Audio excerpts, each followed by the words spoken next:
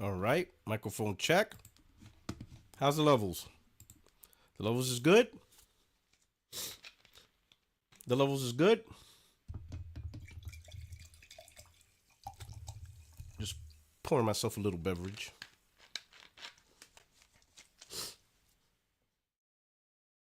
Pouring myself a little something, something. How's everybody doing?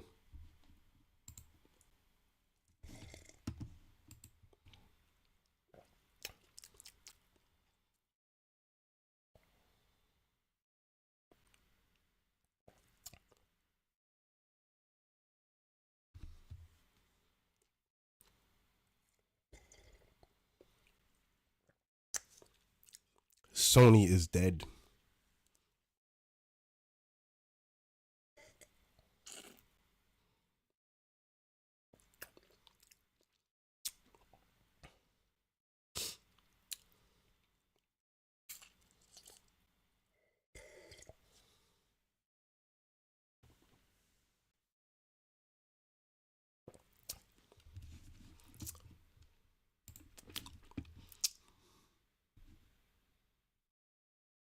I love you guys.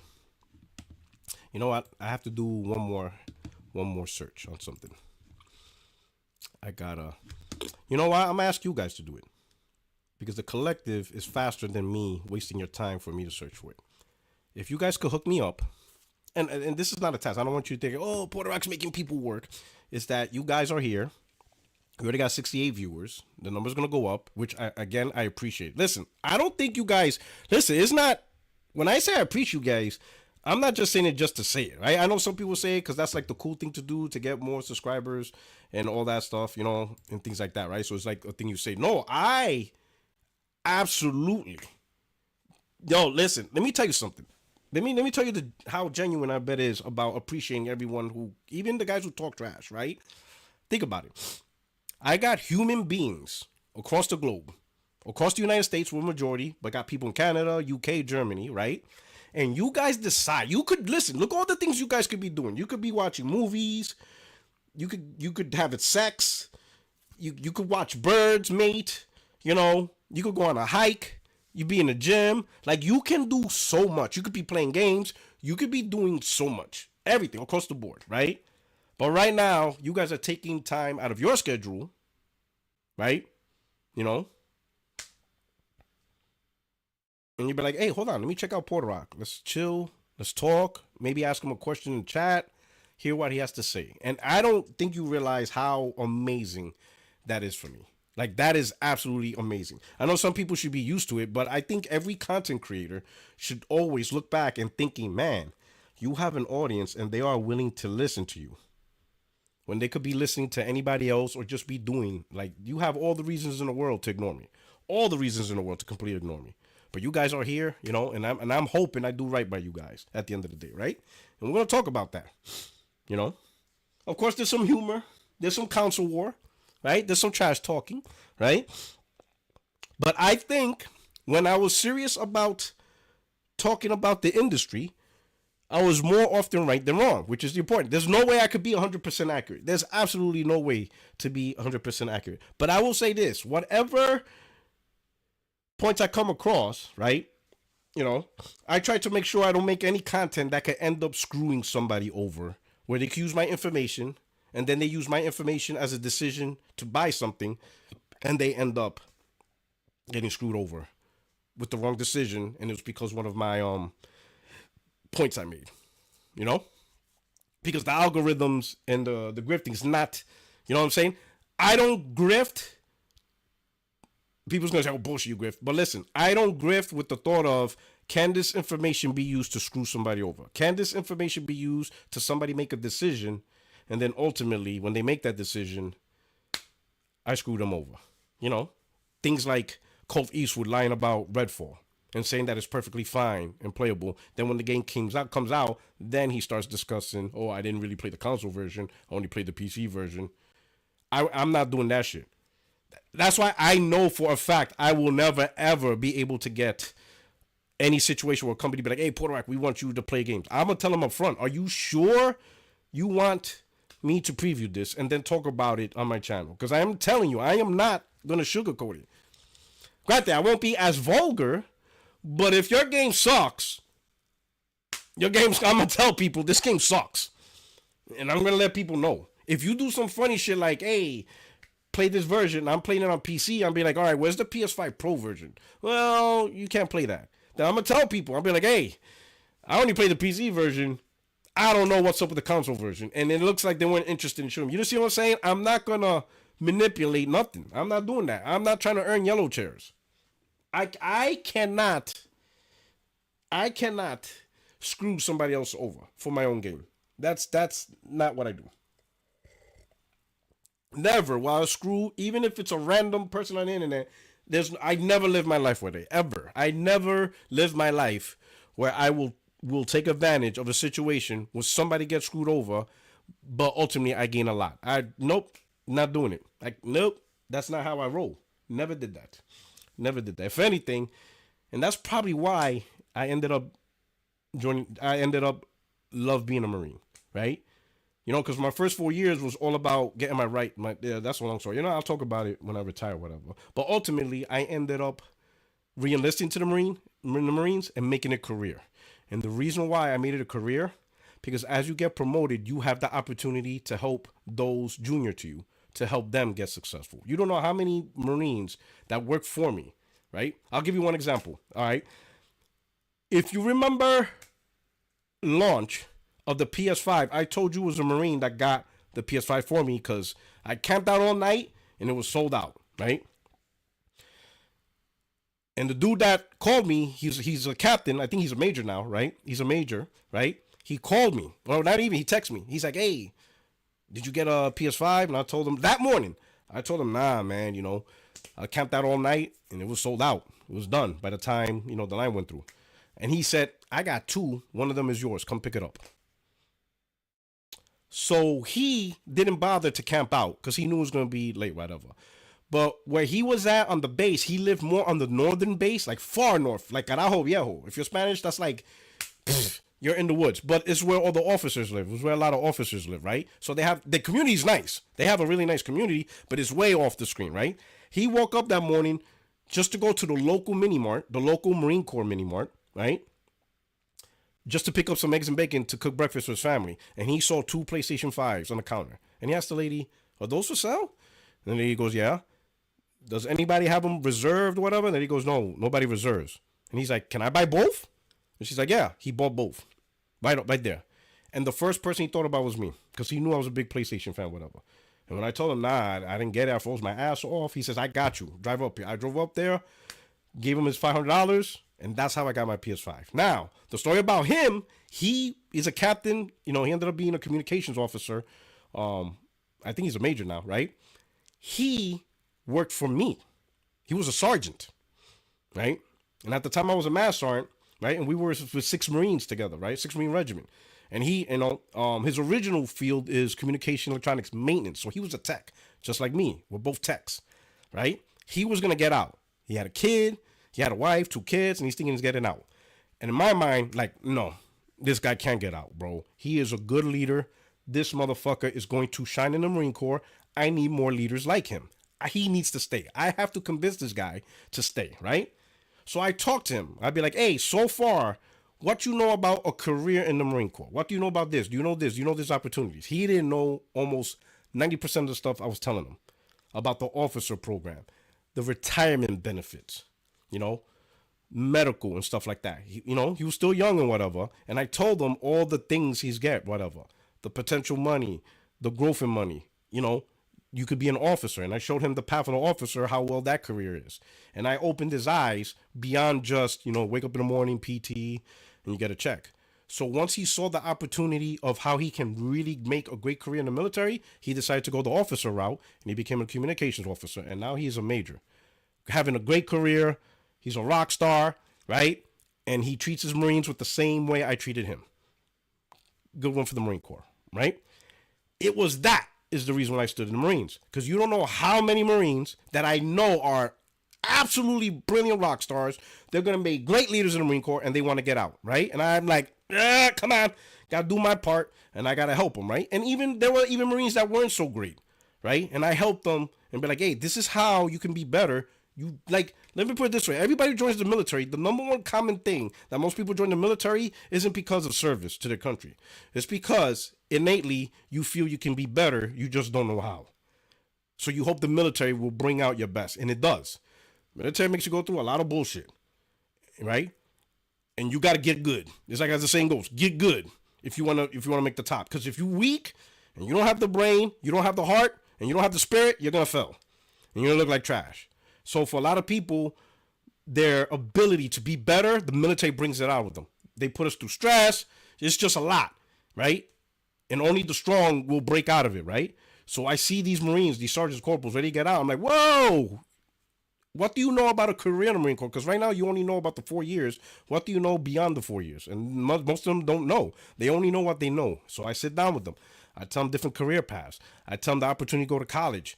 For $4,500 a year, the military will give them. I give them all these stuff, and they never realize how much, if you invest in the military, you get out of it, right? Almost all my friends that retired own a house. The only ones I see who retire that don't own a house is usually because of divorce. You know, they do stupid shit. They cheat on their wife. They got like 10 kids with 2 different, like, we have those too, right? They totally fucked up their stuff, right? So they got like 2 wives, each with kids. So of course you're gonna be broke. Like, you're an idiot. Like, what the hell were you doing, right? But whatever. But for most part, most retire. They already own a house, and they already have master's degrees. Didn't have to pay a dime or barely any money to get it. They go into a new workforce. It's great. You know, the beginning sucks. There's not a lot of pay in the beginning, but you put in your time, the pay's good. But you got to put in your time, right? There's a lot of tax breaks. It's insane. This is just a lot of stuff a lot of people don't know, right? And it's because of that I love seeing other people succeed. I love seeing Marines become officers and the battalion commanders. I'm like, holy shit, I remember you were a PFC, and now look at you. You're a lieutenant colonel. And they are fantastic commanders and stuff like that. I love it, right? So I always had a thing in me to see other people succeed, you know? But I say all that to say this. I see comments, I see content of people saying stuff, and I'm like, man, I get the grift, I get the shit talking, I get the council war. But you don't think some of those words, somebody's going to listen to it and be like, man, you're right. And I'm going to make my decision based on what you just said.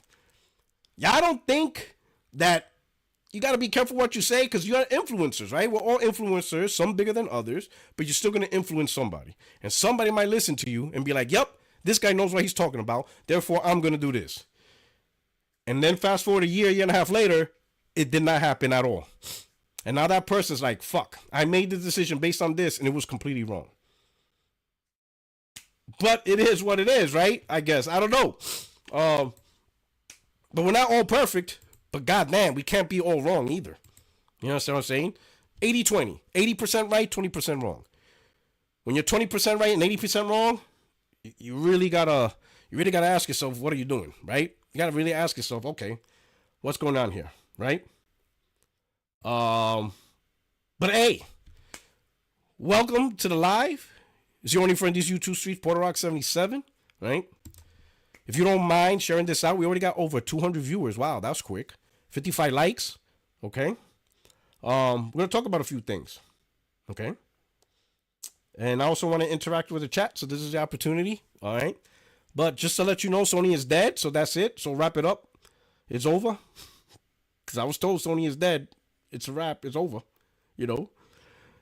Blaze! Sony baby! With the $10 super chat, he's letting people know he's in here, brother, you know?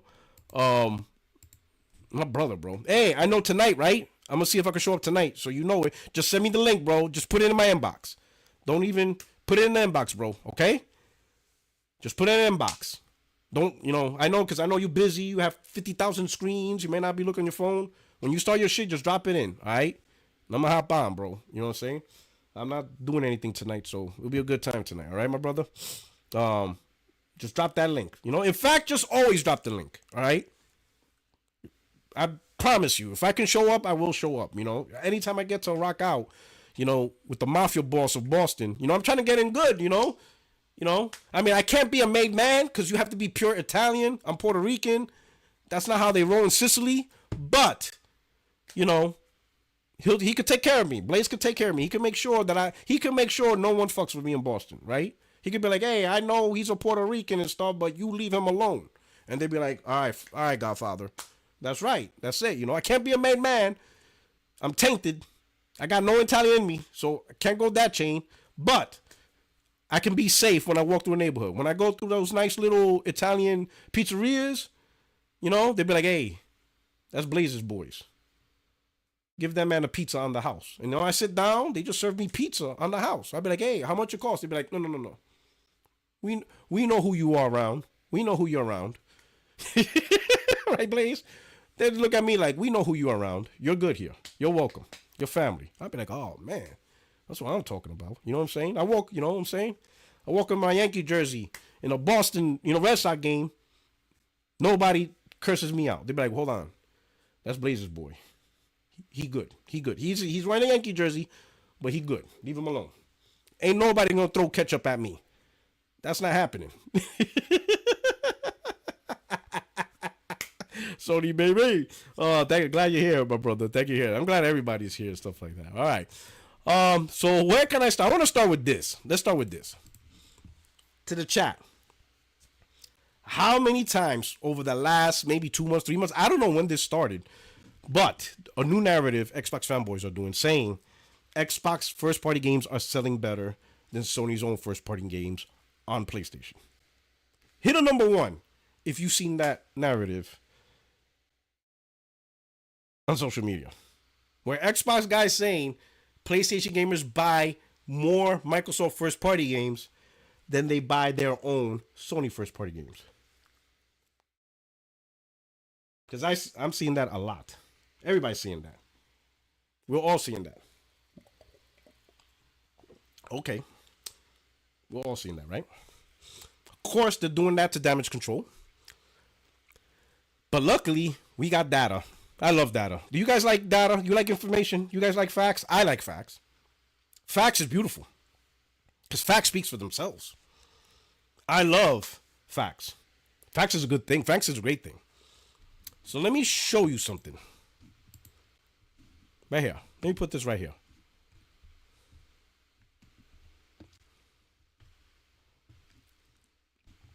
We'll start with this right here. Let me put this on the screen. All right. So you got Karma God says, no matter how many times you spin it, ponies prefer Xbox games instead of their own. I remember when organic growth was this thing. Am I wrong, Porter Rock? These motherfuckers don't know I'm Doc Holliday.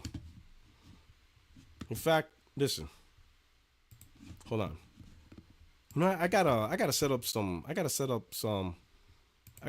stuff right here.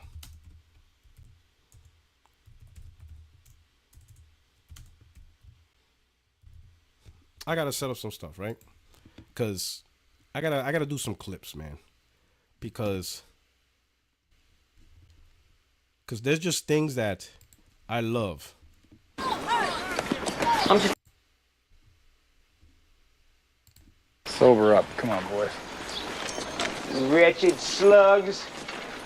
Don't any of you have the guts to play for blood? I'm your huckleberry. Here we go. Let me show you. Let me give you a clip. This probably will demonetize the live, but I don't give a damn. This is Tombstone.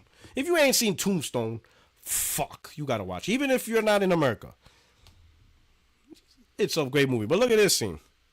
You got Johnny Ringo talking shit, right?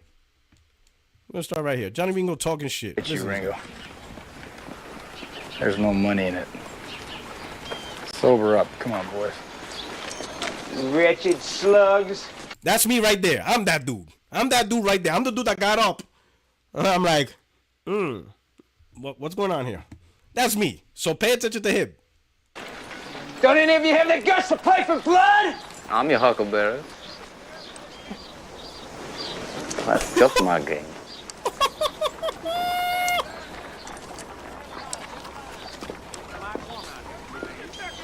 Let's go. All right, Lunger. You go to hell. I'll put you out of your misery. Say wham. Johnny, don't! All them Xbox! Like, whoa, chill. That's Porter Rock, dog. Stop. Get off! Get off! Don't mind him. He's just drunk, that's all. He just drunk. He was just trolling, dog. He was just trolling, boy. He just trolling, boy. Let's go. Say when, boy. You got post up. You got post up. You know what I'm saying? We bleed green, boy. They're gonna get it, boy. They rush like, whoa, chill.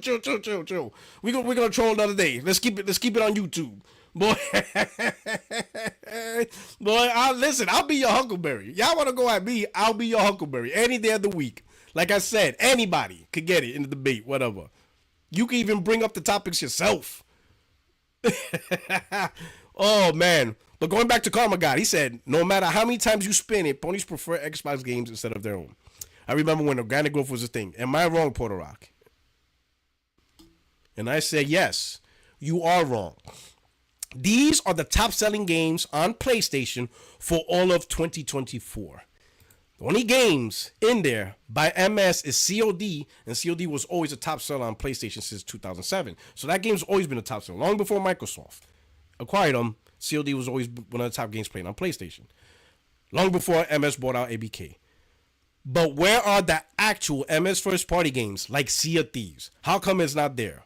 4 PlayStation games made the list. So Sea of Thieves came out in 2024 in February. And these are the top games sold on PlayStation. You got Call of Duty as number 1. EA Sports College number 2. Number 3 is Helldivers. This is not, people can't say, oh, because of PC. No, this is what's sold on PlayStation. This has nothing to do with PC. This is a PlayStation specific chart. So a PlayStation game is number 3 on the chart. In a new game. Dragon Ball Sparkling Zero. Man, I was talking trash about Dragon Ball, and that's number 4. NBA 2K25, Madden 25, Call of Duty Modern Warfare 3, EA Sports Football Club, MLB The Show, another first-party game. So that's 2. Final Fantasy Rebirth, an exclusive, right? So that's an exclusive, right? That made the top 10. EA Sports MVP bundle, Marvel Spider-Man 2, so that's 3. Astrobot, that's 4. Astrobot came out like in September. WWE, Grand Theft Auto 5, Dragon Dogma 2, Elden Ring, Tekken 8, 2K24, and Madden 24. So 4 PlayStation first-party titles on the chart for PlayStation. Where's Sea of Thieves? That is an actual Microsoft first-party title made by Rare and one of their more successful live service games they created. Why is it not on there at all? Where's Hi-Fi Rush? Where's Pentiment? Where's Grounded? You see, with these Xbox fanboys, what they're going to do is they're going to use games that were already popular on PlayStation long before Microsoft acquired them. Like Doom. PlayStation came as part of Doom. Elder Scrolls. Fallout. All these games were already big sellers on the PlayStation. Right? But where's the stuff that you create? Sea of Thieves. That's a ground up, organic, whatever, first party title from Xbox. It's not on the list. Pentiment's not on the list. Grounded, which is another live service game for Xbox. And I seen Xbox gamers doing stupid shit fighting ants. They were loving it. None of those games are there. I'm just saying, the data shows. So, the verdict. Am I wrong? Yes, Karma God, you are absolutely wrong. Absolutely wrong. The data shows you are not the father. You are still a virgin. So cut it out. So now, let that narrative die. The narrative is dead. This whole shit about, PlayStation games prefer Xbox games. It's a coping mechanism to deal with what's going on. It's absolute cope. Absolute cope. And what cope is happening? It just got doubled down. Give me a second. Let's start with this. I'm going to go here. Let me close this out. Let's go into this. And then I got one more. Let me set this up real quick. Give me a minute.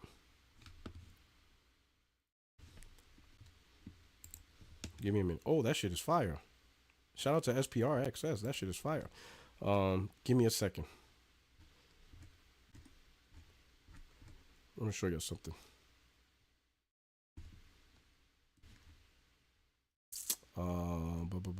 Where's he at? Where's he at? Where's he at? Where he at? Where he at? I just want to have it ready so it could flow smooth.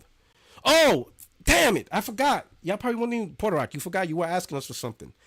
If you guys could do me a favor, you don't have to, but I appreciate it.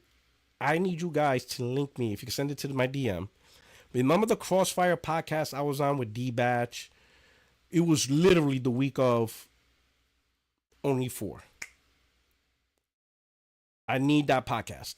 And I need the timing where I explain to people that it doesn't make sense for Microsoft to have a portion. Because that's why I said, in fact, that was technically speaking, D-Batch owes me $100. But I'm not gonna go there. I'm just gonna leave it alone. Because that was a stressful year trying to collect $200. I can only imagine trying to collect $100. It ain't that fucking big deal. I'm not worried about it.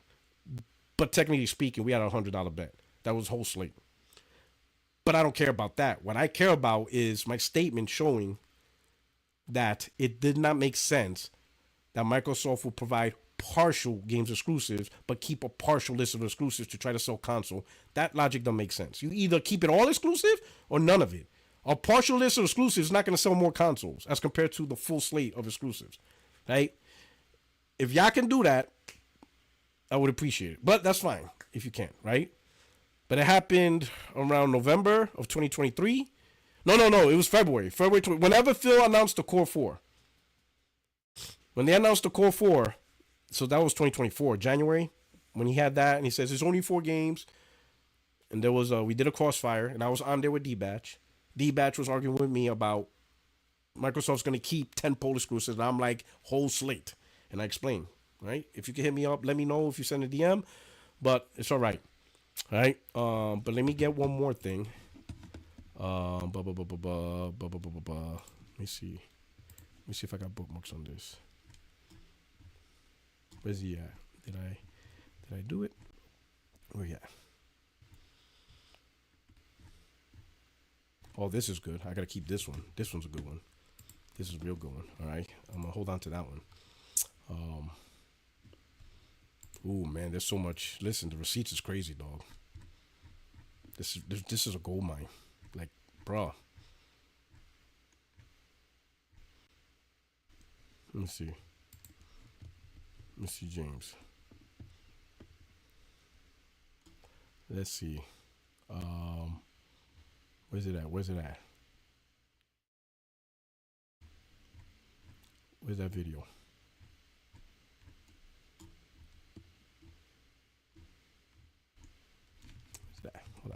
Hold on. I know I saw it. I'm not crazy. You crazy.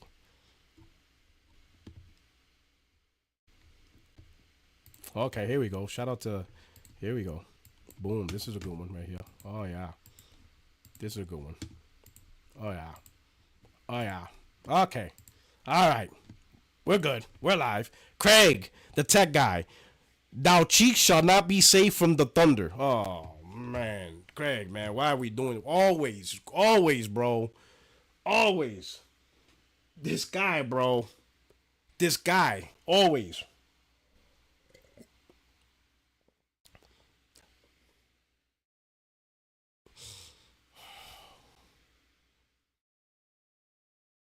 Y'all Xbox better get that Diddy oil. Y'all better get this. You better get some Diddy oil. You better buy it. You better go to the supermarket, get yourself some Diddy oil. You know, Craig out here like the booty bandit. Craig out here like, we can do this the easy way, or we can do this the hard way. Shit ain't right. This shit ain't right. We don't condone that type of content here. It ain't right, Craig. It ain't right at all. Impatient Fire. GT sold 14.4 million plus copies. Bots are down bad. Yeah. What happened to the whole Forza Motorsport versus Gran Turismo King of Racers? That shit died this gen. That shit was not brought up. That shit died. That died. The whole Forza Motorsport Gran Turismo. I used to always see that. Now, I don't even hear about Forza Motorsport. The actual sim racer. Not even close. I don't even know what number it is now. GT7 demolished that market in consoles. Like, yo, GT7 completely crushed it. Right? But hey, Game Attack Radio, Danny Pena did a little live with the CEO. Let's listen to what they say. So Paris, he asked the tough questions because he had to ask. Because he says if he don't ask, he would get bamboozled. He would get destroyed. The community will torch him. They will tar and feather him. So he had to ask. All right? So let's see why he asked. Let's go. But I have to stick with community, and I have to stick to listening to the community, and I have to. Oh man, what did I do? Did I fucked up? How was the experience for you guys, like choosing which game was perfectly? Let's go. Your own hardware and the future of that. Now I know we're now seeing things like listening to the community, and I have to ask this because if I don't, people will kill me. So, a year ago. You and I want to talk about this is an Xbox, this new marketing thing that you have, but I want to put it in this context. So, oh man, you can see from Phil's face, he's like, not this shit again, bro. Like, I think like bro, Phil is like, I'm so sick of this shit, bro. Like, fuck, bro. Like, you can tell he's lost some weight. Good for him. Is he on Ozempic? Good for him, bro. But in a way, Phil has a little sigh of relief, though. It looks like he's has this podcast gave him a little sigh of relief, but you can tell he's like, here we go. This fucking thing is out of hand. So now I think he's done with the well, you'll see. Let's listen. Oh, a year ago you had the business update and you talked about the 4 games and putting that out there and learning from it. So obviously you've definitely learned something because we're now seeing things like Indiana Jones going to PlayStation 5. We're seeing, Doom the Dark Ages, obviously day and date on PS5 as examples, right? But you've also talked over the past year or so about more open platforms as an example. Yeah. Obviously, no red lines with some of your portfolio, things like that. And I'm leading that into this is an Xbox. In your interpretation, so it's coming from your words, what does that mean now for Xbox as you head into the future? Yeah, I want people to be able to experience the games that we build, the services that we offer on as many devices as we can. Obviously, some of the devices out there, some of the platforms are closed. They don't allow everything that we do to show up on those platforms. The thing that I've learned... That specifically, he's talking about Game Pass, specifically, right? And that's always been the thing, right? That's always been the thing when it comes to what they would allow and what they wouldn't allow. And that was Game Pass. Game Pass is Nintendo and PlayStation. I'm not going to allow Game Pass because that's potentially be disruptive to their third-party market and what they're trying to do, right? But everything else is fair game. Like a la carte sales, not a big deal. Put your games on PlayStation. That's not going to cause some type of imbalance to the ecosystem where now gamers are buying Microsoft games and they're going to ignore PlayStation games. Like, we have some of the biggest games. PlayStation has some of the biggest games of all time, right? Grand Theft Auto. The Grand Theft Auto... Like, look at Red Dead Redemption 2. That didn't stop amazing sales from God of War. Grand Theft Auto 5, which is a consistent seller for years, didn't stop The Last of Us 2, Horizon. We Call of Duty every single year is a banger. Doesn't stop, So that logic doesn't make sense. There is no intricate balance of what it's bought, and because you bought this, you're not going to buy that. Like, no. Especially majority of the games that Microsoft acquired was already on PlayStation. Doom, Elder Scrolls, Fallout, right? Bethesda games. Hell, this generation actually started with Bethesda time exclusives on PlayStation.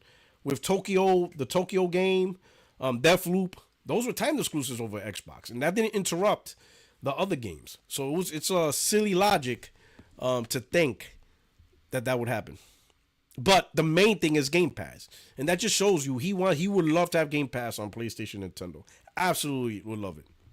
Learn and continue to learn when I'm listening to creators, not only our own studios, but other teams building games, is every creator out there wants to build a game that can find as many players as they want. And frankly, there aren't many platforms out there that try to build connections to people on so many different screens. It's almost like single platform, single device, single game. And that's kind of the history of our business.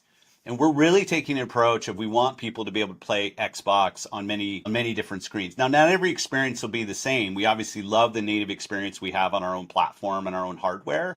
And that's something that will continue for us. But like, we're not going to put walls up around where people can engage with the great games our studios are building, or where they can experience Xbox through different forms, whether it's cloud, whether it's on PC, whether it's on handheld PCs, whether it's on phones.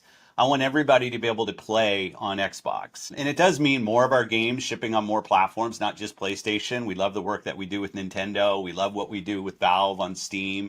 And that's going to continue. We'll just continue to do more of it, because what we learn is put the games first. Make sure the games can be as great as they can. We love the experience on our own hardware, our own platform, but our games will show up in more and more places, no doubt.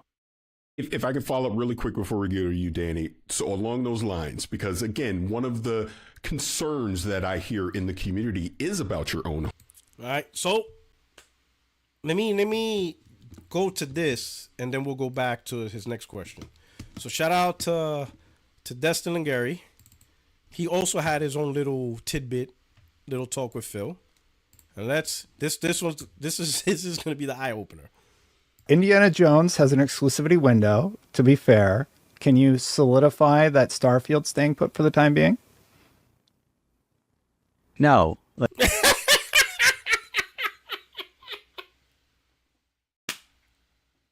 Yo, listen. I'm a person that pays attention to the details. Look at Phil Spencer's eyes. He's trying to process like he's like, what the fuck is wrong with this dude? Like, no. Like, did you not listen? Are you not paying attention to anything I say? That's the shit. That's the type of look your parents give you. Oh, can we do this? And your parents is like, no. Like, have you not been listening? That's the no. You not listening? Are you not listening to what I'm saying?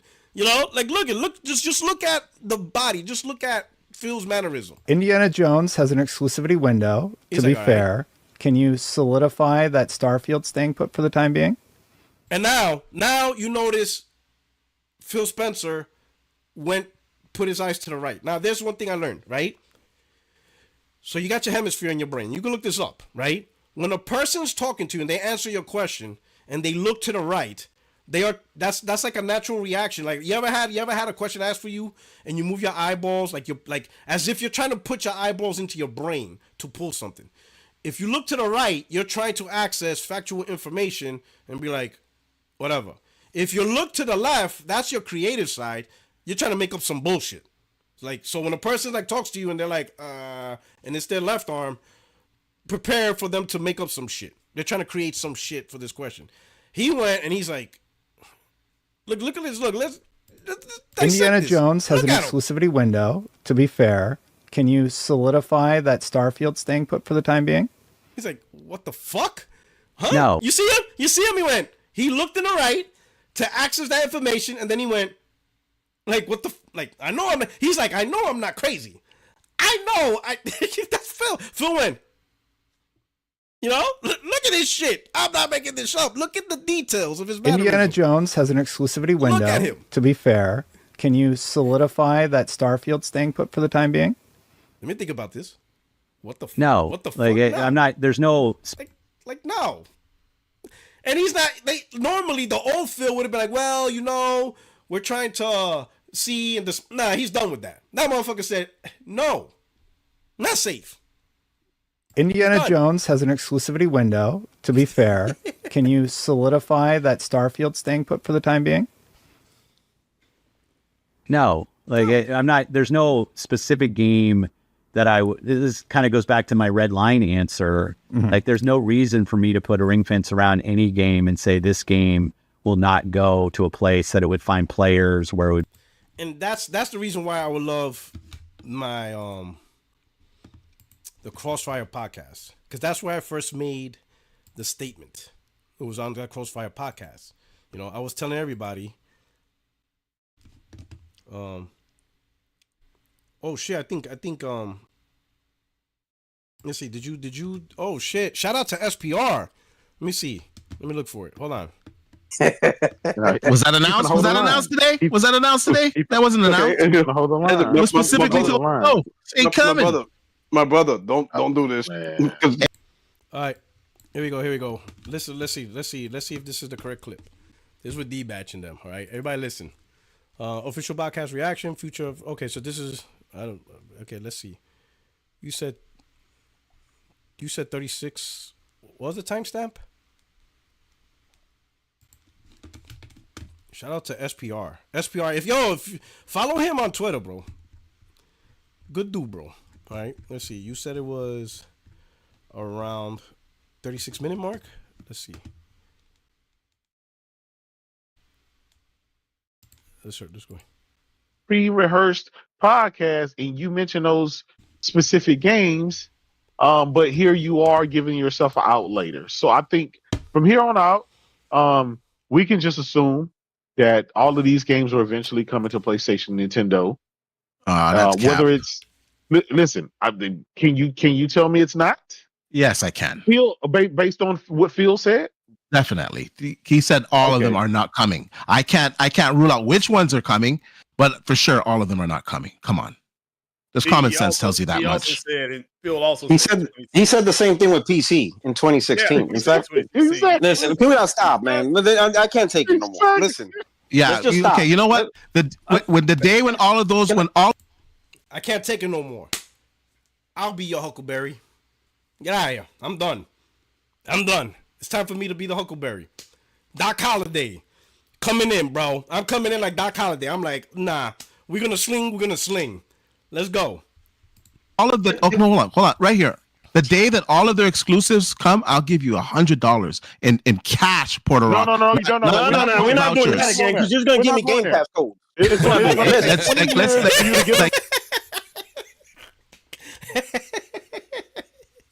just gonna give you $100 worth of Game Pass codes. But let's listen. Let me say my piece. That's like a wet pony dream. Let me say my piece. I don't understand the confusion because literally Tim Stewart already said this last year, but everybody ignored it and tried to change his words and say, "Oh no, he's only talking about ABK." Satya, in front of his own shareholders in the annual meeting, he said we now have the ability to make games for Xbox and consoles. People ignored that, saying, "Oh no, he's talking about ABK," even though the question specifically asked was about the future of Xbox, not the future of ABK, the future of Xbox, and he answered it. It's an easy thing. Listen, they're done. Microsoft is done with the whole console war. They're still going to make consoles, right? They're still going to make consoles. These are the first 4. And we talked about it, Mooch, on our podcast. I talked about it on Blaze podcast. The only thing stopping more games coming, the only decision factor is resource management. That is it. Absolutely. These first 4 are coming because 2 of them are easy to port and you can put them on the Switch. The other 2, you can put them on the Switch. I get what you're saying about the whole 30-party, and it makes sense. But that doesn't apply to Rare. Rare was acquired back in 2002. They were one of the original developers for the OG Xbox. And they have never made a PlayStation game, ever. So you can't use that logic on them because they never relied on PlayStation. But that game makes sense. That game definitely makes sense. But look what you're doing. Now it's, this game makes sense. Like, that's not a step. Listen, and I said this to Mooch, I asked you. See if these is not tied up with Xbox identity like Halo, like Gears, like Forza, like Fable. No way. But let me ask you this. What business strategy can you convince shareholders, investors to say, hey, this is our strategy? We're going to put certain games on PlayStation and Nintendo, but we're not going to put other games. And they're going to ask why? Because they're tentpole franchises? What does that mean to a shareholder? They're going to ask, talk to me on money. What does that mean? Because they need to still sell hardware, right? So we know that there's going to be it now. We know this. We know that there's going to be another console coming. So that there alone should tell you, just common logic, that there's going to still be some exclusives. Because if you don't have any exclusives, you're not going to sell any consoles, period, right? So common sense should say that. Okay. Number 2, a reason how they can get over this hump is if you make a system that is substantially more powerful, has better features, better looking graphics. Does that already? Hold on a second. Better by by a substantial amount, gamers are fickle. They will go to it. Now, with the Xbox Series X, they touted, mesh shaders. We found out recently, I did a video, Xbox guys got mad at me, that the PlayStation is able to do mesh shaders. When you look at the PlayStation and the Xbox Series X, when you do all the comparisons, they're pretty much neck and neck. Some games, Xbox has a better frame rate. Some games, the PlayStation has a better frame rate. Some games, Xbox has higher resolution in that game, but the PlayStation 5 has better frame rates, or it's not stuttering or something. They're pretty much neck and neck. But if you have a system that there is a distinctive difference over the other system, gamers are fickle. They will go to it. So if Microsoft wants to push their Game Pass, if they want to push their games, they have to literally have the best hardware by a mile. And this generation should be a lesson to them, because they touted it being substantially better than the PlayStation 5. And in practice, they're pretty much neck and neck. I don't want hold up. Yeah. Hold on. Because this is where I said the business strategy don't make sense. You said common sense. Let me just say this 1 second. And oh my God, bro! You just I just gotta say this. Jesus. Just common sense tells you that not all of their games are coming. You're talking with a fanboy hat on right now. Cool. So let's talk common sense. Common sense. Speak to me in business. How it makes sense to say we're gonna sell consoles by removing exclusives. If you couldn't sell consoles with all exclusives, you're gonna do it with some. Listen, they are selling consoles. Sense. They are selling tons of consoles. They're just not selling at the rate that Sony is selling. Lee, are you kidding me? How many Xbox Series X's are out there? How many? 23 million? You think there's 23 million Xboxes out there? There's more than that. No, there's only 23. Think about what you just said. Common sense. You're telling me, think about what you said. You said common sense. You're telling me the common sense approach is we're going to worry about selling consoles with less exclusives. We couldn't do it with all. Think about it. If you're putting exclusives to PlayStation, you're taking away exclusives. That's how you sell consoles. These games these games that are on trial that are going over to PlayStation, these are not big games. They're not big games. We don't know. They're not big games. Listen. So until a big game comes over there, that's an exclusive. We can't have that conversation. Listen, yes, we can, because the decision's done. It's already done. So then where's the game? Where's the AAA first party game? Bro, you can't do it all over in one night. But where you can't do it. And until that game comes, we can't have this conversation. It's all speculation. All right. So listen, think about what you're saying. It's not speculation. It is speculation because no AAA exclusive has been released on another platform. The CEO and Satya speculating that Gears and Forza will come. There is no speculation. The bosses already told you. No, you guys are just holding on to this weird thing. I have common sense. I have common sense to know that some games are not going to be exclusive.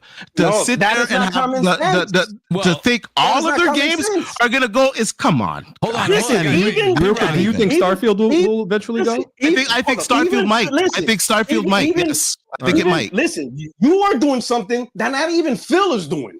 Even he won't commit. You can say whatever you want. I just listen. It's true. Listen, I can't do the fanboy hat talk. I just can't do it. Sorry. Fanboy hat, bro. Satya said it. Tim Stewart said it. Phil won't commit. We had this is ridiculous. We had Phil Spencer today. Absolutely ridiculous. We had Phil Spencer today announcing 4 small titles. Okay, and you're what you want? Trying to do like a victory like Gears of War or Forza or Halo was announced for the PlayStation. Like, come on, what are we doing here? So hold on. So your logic is lack of announcement means no announcement. This is ridiculous. You can think what you want. I think differently, and we're just gonna have to agree to disagree, brother. And you're gonna take the L. For no reason. Whatever you say. Absolutely no reason. For no reason, D, you took a fucking L, bro. I don't know why. Why? And he's not the only one. Why are people taking L's for Xbox? Microsoft themselves is not even doing it. I just don't understand this community. You guys are fighting for something that Phil is not doing. Phil, Satya, they're not fighting. You guys are putting more effort into something that doesn't make sense. Y'all guys are taking L's for no reason. I don't understand why they did this. It's so fucking obvious. Whatever you say. Brap, I want to get Brap. All right. So you saw that, right? And now you listen to Phil. You're going to hear his logic. Fence around any game and say this game, back to my red line answer, like there's no reason for me to put a ring fence around any game and say this game will not go to a place that it would find players where it would have business success. That's literally what I said today. People say you don't know shit about being a businessman. I'm literally the CEO of Microsoft before he even knows he's the CEO of Microsoft. I literally said his words before he said it. I'm fucking Phil Spencer. Can the real Phil Spencer please stand up? That's me. He took my words. He saw the podcast and he saw my shit. I literally said that shit over a year ago. That's literally what I was telling people. It doesn't fucking make sense to say, hey, we're gonna keep some exclusives so we can sell consoles. Even though with all exclusives, we couldn't sell consoles. So you're gonna sell consoles with a portion of exclusives and get rid of everything else. So when you had everything, Halo, Gears, Forza, and everything else, you couldn't sell console. You're going to take everything else, put it on PlayStation, but the Core 3 is going to sell consoles by themselves. So Halo, Gears, and Forza by themselves is going to sell consoles when they couldn't do it with everything. This shit was asinine back then. Like, you literally had all these content of the big bosses telling you. We seen every single goddamn quarter of the Xbox sales just fucking bombing out, like terrible. I don't know how these guys still thought that 2 back-to-back L's of generations, and these guys think that Microsoft is still gonna fight the console. This shit was asinine. Absolutely asinine, this community. Success for us. What we find is we're able to drive a better business that allows us to invest in great game lineup like you saw. And that's our strategy, right? Our strategy is to allow our games to be available. Game Pass is an important component of playing the games on our platform, but to keep games off of other platforms, we don't think is a path that that's not a path for us. It doesn't work for us. What we're doing now, we think really enables us to build the best platform. It doesn't work for us. He didn't say it doesn't work for the industry. It doesn't work for us. It doesn't work for him or for the company because they can't sell consoles. And if the console's the marketplace and you're not selling enough to do the marketplace, you're going to do what everybody else did. You're going to go third party. Platform for the world's best games, because the world's biggest games are available in multiple places. And more creators are asking us, how do we stay connected when our game might be playable in all these different places? And we want Xbox to be absolutely the platform that enables that. We think that makes us unique. Most of the other platforms out there are single platform on single device, whether that's PC, whether it's mobile, whether it's a console. And we want Xbox to be a platform that enables creators across any screen that people want to play on. I hear you. That makes absolutely perfect sense to me. I do think that some fans are a little concerned about, how should I say it, Xbox losing its identity maybe? What would you say to address those concerns from longtime fans? Well, one, I hear them. Right. I'm pretty active in our player base and I'm active in the community. I listen. I think our identity will continue to evolve, which it frankly always has. But when I hear concerns about, is my library of games safe? Am I still going to be able to play the games? And I think over the years, I'm proud of the commitment we've shown to respecting purchases on our platform through back compat, through cross entitlement, Xbox Play Anywhere, through crossplay, things that we've done to enable people to continue to play. So I hear that when I think about I see the investments we're making in platform and how we want Xbox to show up in multiple places and your library to be available there. When I think about buy to stream, so if I buy a game, I'll be able to stream it to devices. Like, this is all about making sure that your library of games that you own on Xbox are playable in multiple places. So I'd say it's an evolution of our identity, but I believe it's an identity that this industry needs. When you think about where this industry is now and you see the challenges, the business challenges that are out there for many companies, that I think us keep making games more accessible to more people has just got to be front and center for us as an industry, so we continue to see great games that we've seen over the years. This video was made possible by patrons and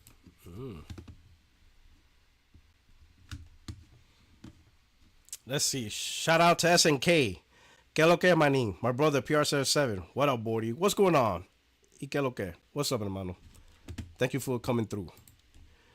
We got Downward Incline. Why does D keep doing this to himself? Well, he saw the light, right? He saw the light. I don't think listen, I don't think D at the time didn't see the possibility of Microsoft doing this, and it was just so easy. It was just so easy to see. That's why I was like, this is ridiculous. Like, what are we doing here, right? But he's not the only one, right? You know, a lot of people were just confused. Start our boy Alex. This was over a year ago. Of course, he got to make PlayStation Salt content, which is fine, man. He gets the views, right? He got 30K views on this, but I don't understand making something that will ultimately bite you in the ass, because you will be so completely wrong. Let's see what he said years ago, over a year ago. Actually ends, and it happened again this week because apparently Xbox is gonna go third party. The consoles are done, y'all.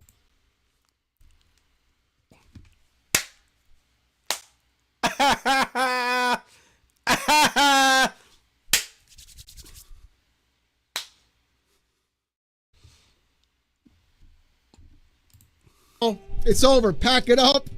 Xbox lost the console war. It's over, baby. Full third party. Never again. Holy moly. I don't understand how PlayStation fanboy. You could just stop. You should have stopped there. I don't understand, and then just cut the video off. That you had it right. I don't understand, and then cut the rest of it. You didn't have to keep going with this video. You could have just stopped that. I don't understand, and then let us teach you on why this is happening.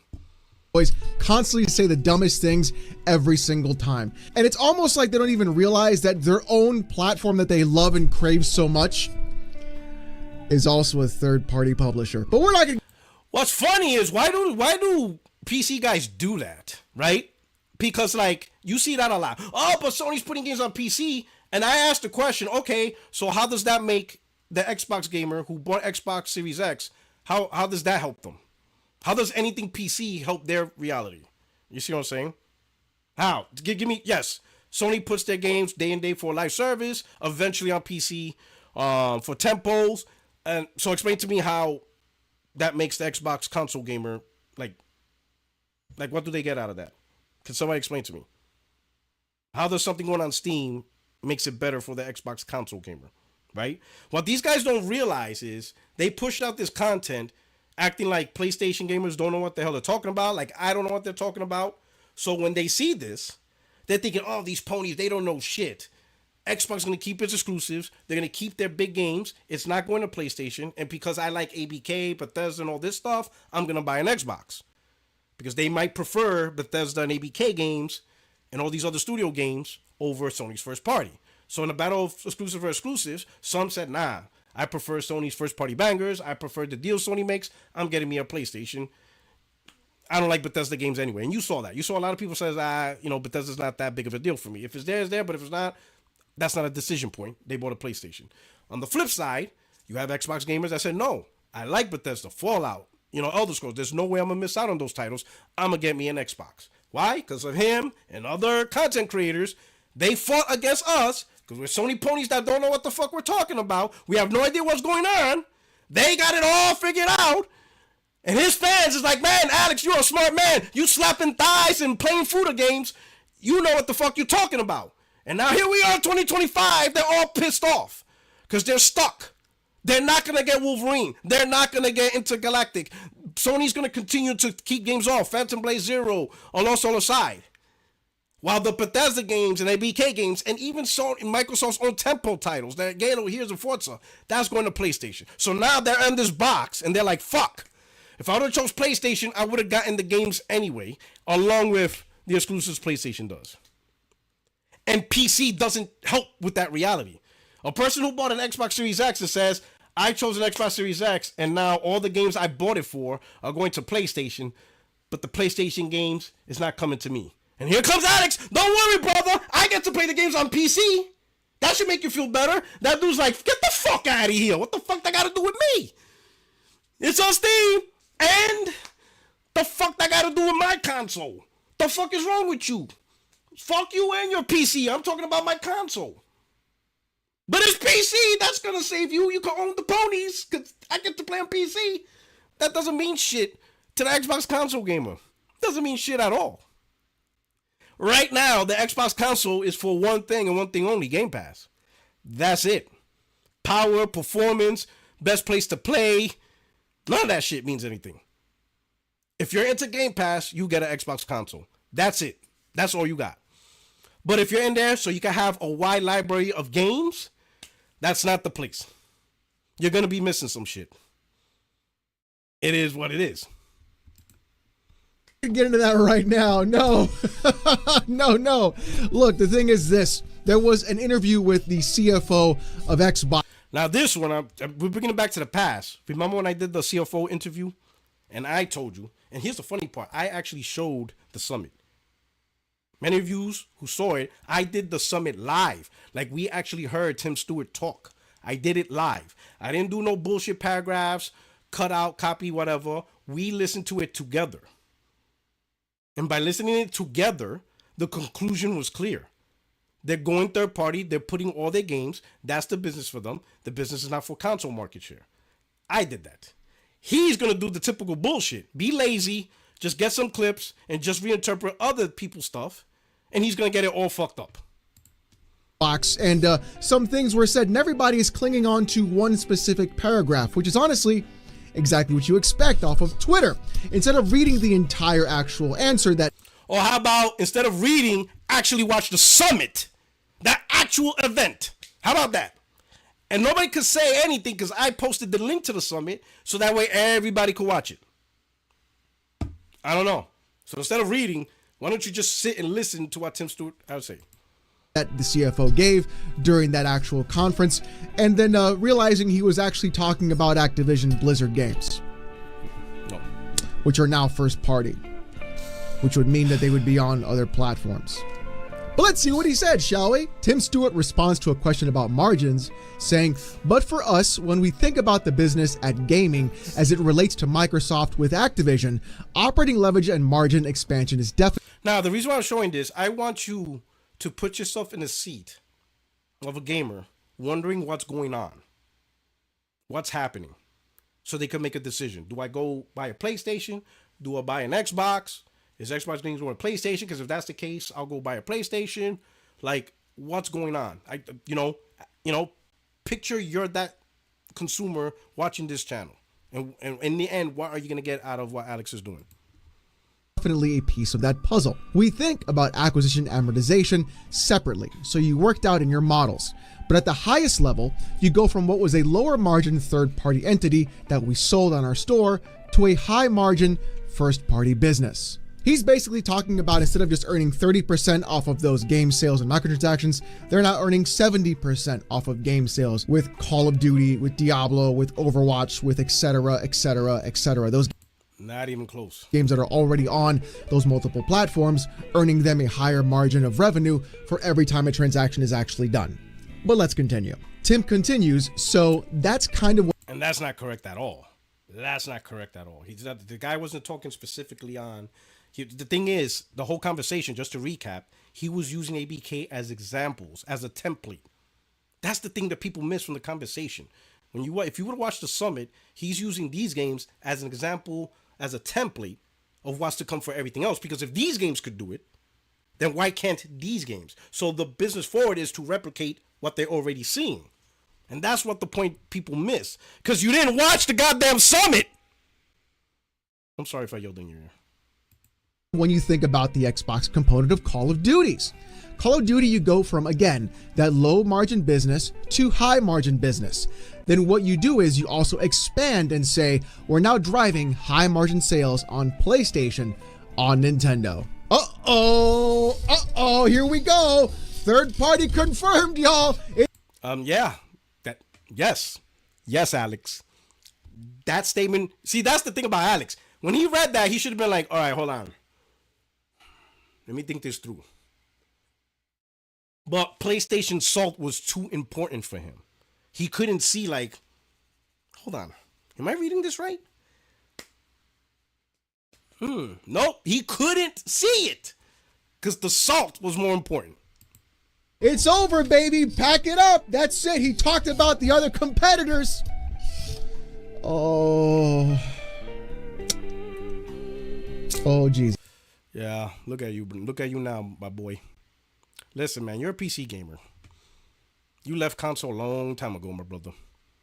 I believe you're not really happy on your PC. I think you're not really happy. Leave this alone, man. You ain't getting nothing right in the console. Right now, let's continue. Jesus. And that's really, maybe lastly, is where we're going in this business, is that expansion of operating leverage. Like, you would think the term expansion, meaning you're going to do more, expand, would have meant something for Alex, but apparently not. Where we think about placing our bets, first-party subscriptions, advertising, those are all high-margin businesses that we want to expand into. And what you hear from us more and more is a bit of a change of strategy. You would think the key term, change of strategy, meaning we're going to do something different. Man, this guy, he's definitely no lawyer. The devil in the details completely bypass him. And again, not announcing anything broadly here, but our mission is to bring our first-party experiences, our subscription services, to every screen that can play a game. That means smart TVs, that means mobile devices, that means what we would have thought as competitors in the past like PlayStation and Nintendo. We're going to NVIDIA. Like, that means what we would have thought as competitors in the past. He literally just told them PlayStation and Nintendo are no longer competitors. How the fuck you guys missed this shit is unbelievable. To GeForce Now, their gaming subservice. I know you're think of tomorrow, you can talk about that. Now that paragraph does seem a little bit damning. It does seem a little bit damning. Alex, there's no, yo, why are you, listen, my brother, why are you throwing yourself in front of Xbox fanboys? This is the question I gotta see. You don't have an Xbox, you don't really care about the console. I don't understand why are you throwing you're shielding them from the pain. I don't understand what you get out of this. Because all the games are day and date on PC. That happened in 2019. I don't understand. Like, is the PlayStation Salt such an important aspect of your channel that you literally cannot think clearly? I don't understand why you dive in and literally take the shrapnel for Xbox fanboys. And you wonder why they call you an Xbox. You are literally taking shots that you have no business taking shot for. Like, literally, you have no business. No, there's nothing for you to do this. There was never anything for you to explain.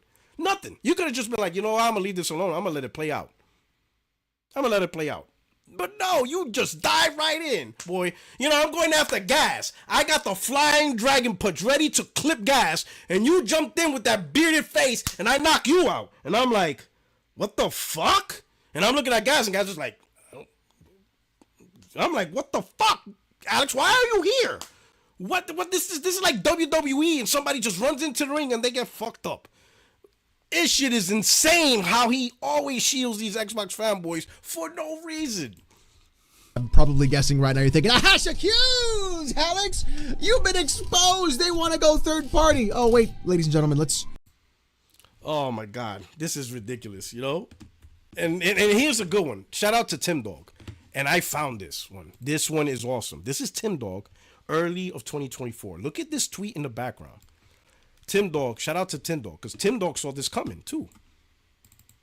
Look at Tim Dog in the back while he tweeted.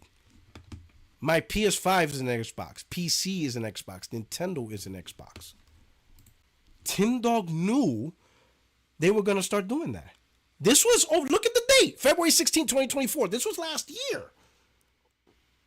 And just about a month ago, 2 ago, you saw the marketing thing. What's an Xbox? Yo, Tim Dog knew. He knew. He fucking knew. I thought this was like, you know, talking shit. No. He knew what was coming. That's why he went on his rampage. He knew the marketing strategy. He knew they were going to do this. Over a year ago, Tim Dog knew that they were going to do advertising, everything is Xbox. And he was trying to tell people. That's why Tim Dog went on a rage. Because he knew deep inside from the information he's getting what's happening. So he was already, lit. He was already pissed off. But we couldn't see it. I thought this was just trolling. That's literally Xbox's marketing pitch. He knew they were going to do that. He got the word on them strategizing Xbox, and that pissed him off. That's why he did that. He was giving us a taste a year ago on what Xbox is about to do once they finalize their strategy. Tim Dog knew Microsoft was going to go out there at a certain point and advertise PCs and Xbox. This is an Xbox. This is not an Xbox, but this is an Xbox. He knew. Tim Dog fucking knew. That's why he was pissed off. He knew what was fucking happening, and he tried to warn the community. And a lot of Xbox fanboys pissed him off, or they're all pissed off, talking shit. And all he did was just try to warn everybody. This is fucking happening.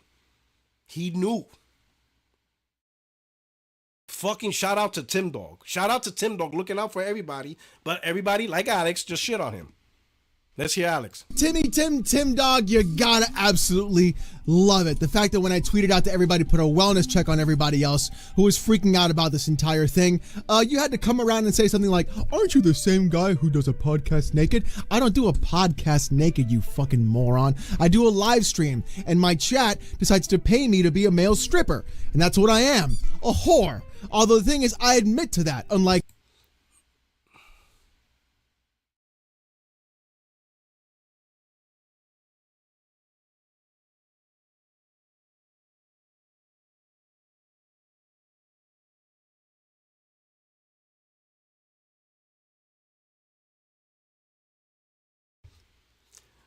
Let me go to the super chats. Mr. Grimm.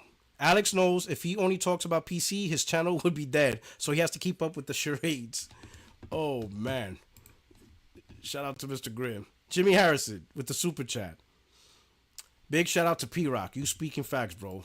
Shout out to Jimmy. Thank you so much for the support, man. That's all I try to do, man. That's all I try to do. Anyway, let's continue.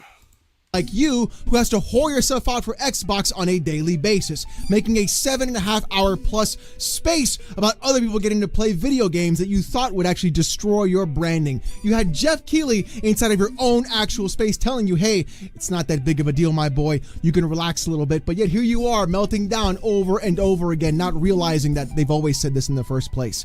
Everybody wants to make money. Everybody's in the corporation, and you're not. But instead, you don't realize they're not your friends until now. Surprise, my boy. Well, Alex, he knew you didn't.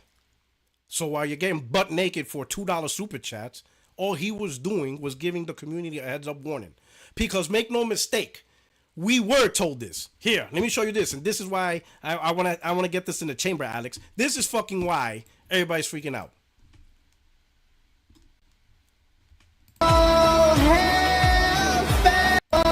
Well, one, this guy made a song saying all hell Phil Spencer. Guys, what are we doing here? All hell Phil Spencer? Like, holy shit. But pay attention, Alex! Pay a fucking attention! You might have missed this. All hell Spencer!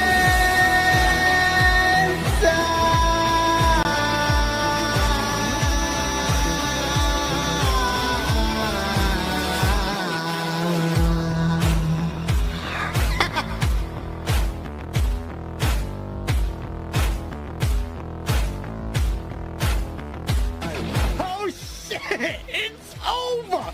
The future is green! Ever since the shocking ZeniMax acquisition, people have been guessing what studio or publisher Xbox would acquire. But Activision, I mean, anytime someone even dare mention it, we just thought they were insane! It's okay, Nick. We clearly live in the Twilight Zone. The game has changed forever. The game has changed forever. Oh, yeah. It most definitely have changed forever. Absolutely. You bloody dare think otherwise. Look at the bloody games now under the Xbox banner. Oh, my man Vane is kicking, boy. The vein, the neck vein, boy. Woo! That karate artery is pumping. Watch. Diablo. Call of Duty. World of Warcraft. What? I can't believe it's all over. What do we do now? What are you gonna do, PlayStation? What are we gonna do, PlayStation? I'ma tell ya. We're gonna buy them and play them if we want to. Like we do with any other third-party game. If I look at it, it looks good, I'll play it. If I look at it, it looks like shit, I'll ignore it. Just another day in the life of a PlayStation gamer. Yeah. We're gonna wake up like any other week. Be like, all right, oh, Doom Dark Age is out? All right, that looks good. Let me see some videos. All right, that looks good. Oh, frame rate's good. Oh, PS5 Pro enhancements. Quality gain. Okay. Hey, anybody playing this game? Oh, yeah, this game is dope. Whatever. Oh, okay, cool. I'm going to buy and play it. Indiana Jones. It's kind of meh. First person story. Yeah, I ain't buying that. I might wait for a sale. Maybe they might put it for free on PS Plus. Skip. What's the next game? Expedition 33? How's that? Oh, looks good. Oh, PS5 Pro enhanced too? Oh, okay, cool. Yeah, I'll buy it. That's pretty much what we're gonna do, guys. That's what we're gonna bloody do. We see it, we like it, we buy it. If we don't like it, we don't buy it. Just another day on PlayStation. Nothing special. It's a platform that gets games from everybody. Everybody wants to make games for PlayStation. Everybody. Except for Nintendo. Shout out to Nintendo. But everybody else just comes to us. We just get games. That's pretty much how it goes. We see it, we like it, or we don't like it. It's a choice. You just lost half your multiplayer games. Did we? I don't think that happened, brother. Oh, please make these games exclusive, Microsoft. Please. He said, please make these games exclusive. And Phil Spencer, no. No. Yo, how you all held the dude and he told you, nah, son, you ain't getting exclusives. Yo, that shit is wild. How you all held Phil Spencer and then he goes up on the podium, yeah, the game's going to PlayStation. Yo, that shit is wild. That shit is wild, bro. You can't make this shit up. This shit is crazy, bro. They're singing his name with praise just for him to be like, nah, I'm good. Oh, shit. Shout out to Liquidator. Yo, I love that you keep receipts. Good evening, my brother. Shout out to you, Liquidator. Of course, man. This was a long time coming, and I knew all of this was going to rear its ugly head. Liquidator, yeah. She'll call them to the podcast so they can answer for their crimes. They ain't showing up. They're not going to take responsibility. They ain't want no problems. You know? Absolutely insane. Let's see what else we got here. Hold on. Let's see what we got here. All right, that's just a conversation. Yo. Absolutely insane. Oh, shit. Is that want me to call Alex out on his L later tonight? Shout out to Powerboss. Listen, he did it to himself, and he still keeps doing it. Alex, man, like, let it fucking go, bro. Like, goddamn, you're literally, I don't know what the fuck you're doing. He says, people are asking the question, well, why do I need an Xbox? The answer is that if you're asking the question to begin with, you were never going to buy one. Oh, my fucking God. Oh, my fucking God. Alex, man. The people who are asking these questions already own the Xbox Series X. They already own it. That's what they're really asking. What they're really asking is, I own a Series X now, but now that Microsoft is doing this, why should I buy the next iteration of the console?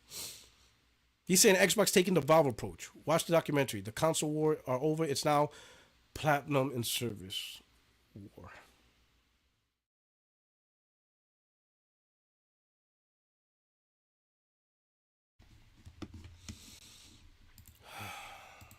Platform. You see? Publisher war. Fucking publisher war, bro. Like, I don't fucking understand you, Alex. Those are literally the words of Xbox fanboys trying to turn stuff. Unfucking believable, bro. Let me show you something.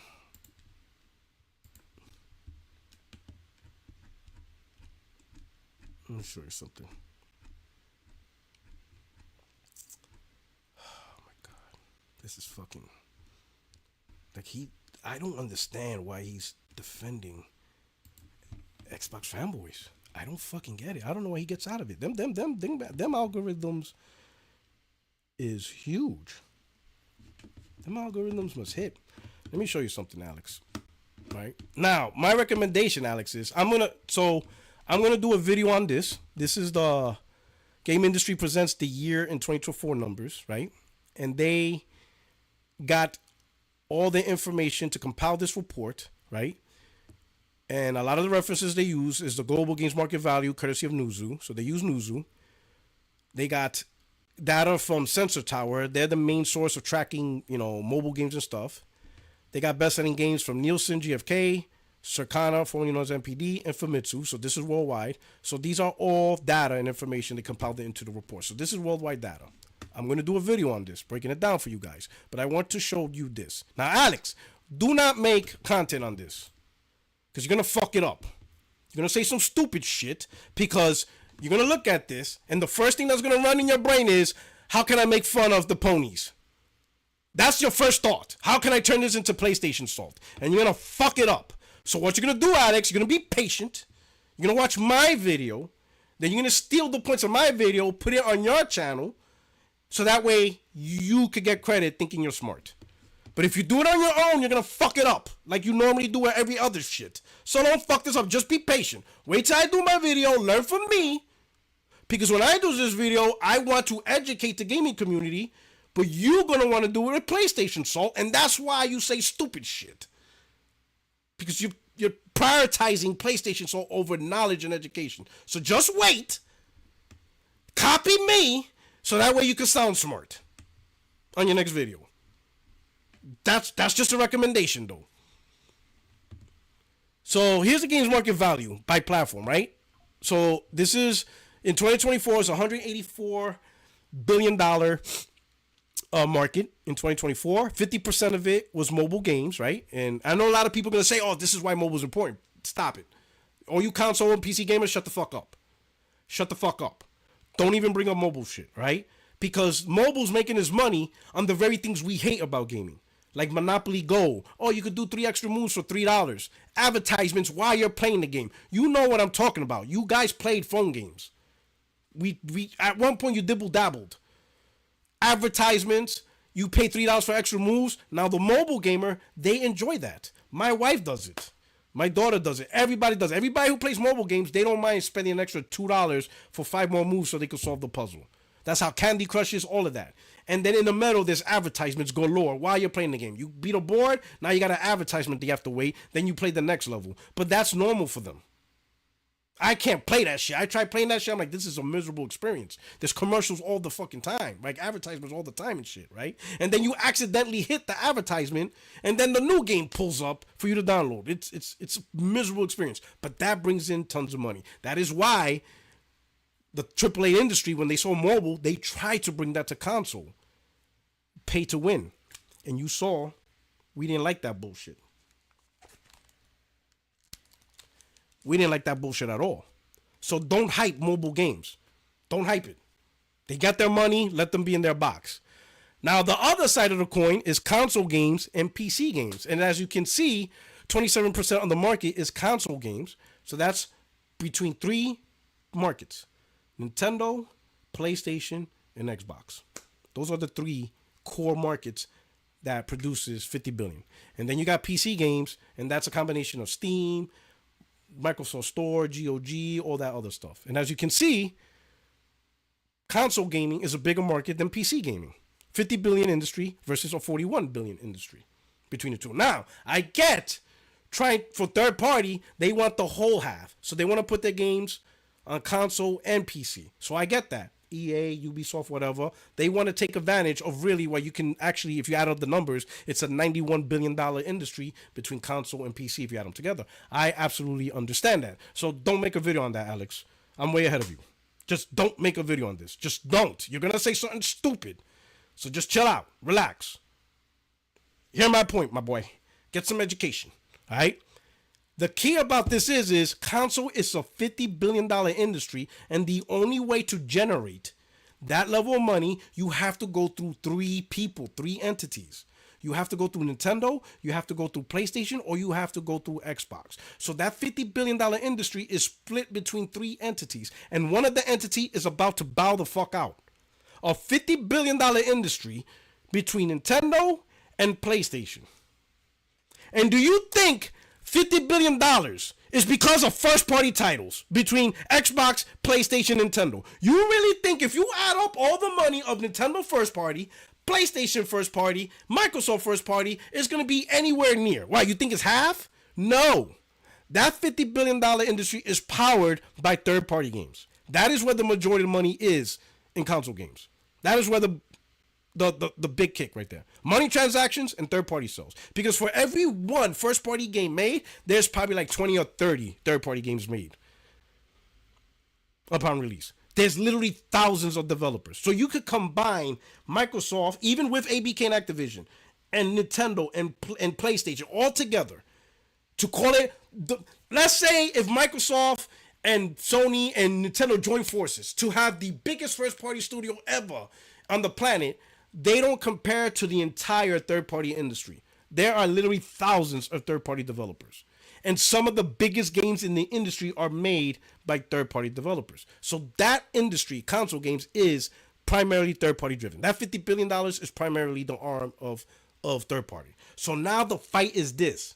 Who gets to benefit and reap the benefit? Somebody has to have a marketplace. Somebody has to say, hey, this huge third-party industry, play it through me. Buy the games through me. Buy the money transactions through me. So that battle's between Microsoft, PlayStation, and Nintendo to convince gamers.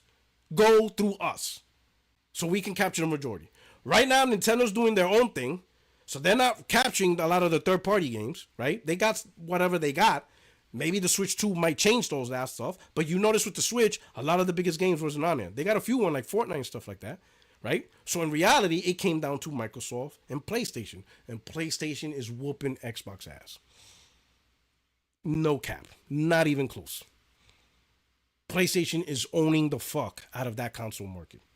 Okay? Sony's own first-party games cannot go near the amount of money they make off of third-party royalties, money transactions, and third-party software sales.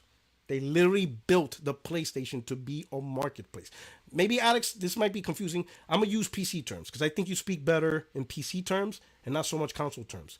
Valve. We'll use Valve. Valve is making more money as a company than they ever did.